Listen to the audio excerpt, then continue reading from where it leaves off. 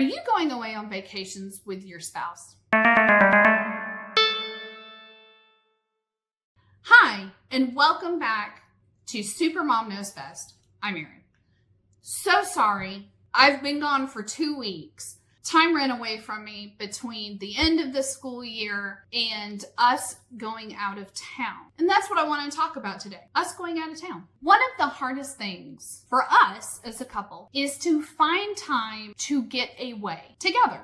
Now, as I've talked about in previous videos, my boys are on the autism spectrum, and it's a little bit more difficult when setting up date night and just trying to have alone time as a couple. And going out of town and leaving the boys was a very scary prospect when they were little. It was scary the first time we left them with family members for a long weekend. Here at the beginning of June, we were invited to join in on a wedding. It was in Jamaica. Now, not only were we invited, but I booked it as a travel agent. It's one of those lovely perks. And we went to Sandals Ochi in Jamaica. And the wedding was gorgeous. There were only 8, including the bride and groom, and we had so much fun. We were only gone for 3 nights. If you asked our children, you would think we were gone for weeks. But we needed that. We need our alone time. I think people get busy and they forget that mom and dad are at the heart of the family. If they're not working, the family's not working. Plain and simple. If you don't like your partner, you're not going to be happy, and the kids are going to pick up on that. If your kids aren't happy because you're not happy, the whole family unit falls apart. So you have to make sure to remember to date one another.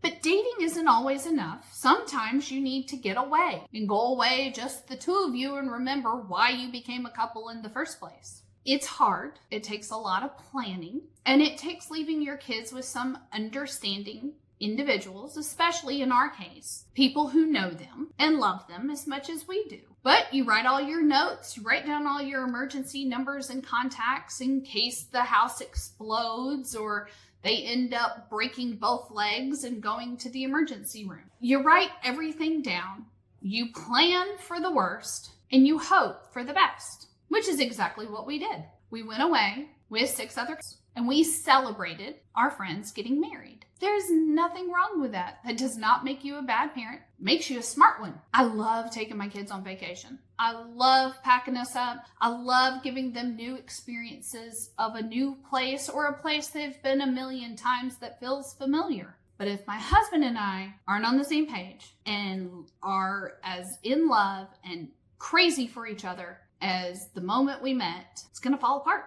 I just found out this week, and it was old news, that a couple who had gotten married the week after us, I knew them in college, they got married almost exactly a week after us because she and I were talking. We didn't know, we had bought the same wedding dress. And so my wedding was before hers, and she's like, oh, I would love to come, but I can't come because I don't want him to see your dress because that's the same dress I bought.